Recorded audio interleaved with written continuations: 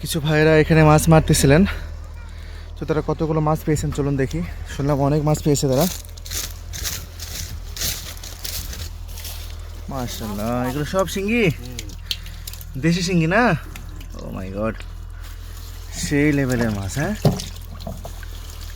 ও রে, এটার মধ্যে টাকি মাছ আর শোল মাছ।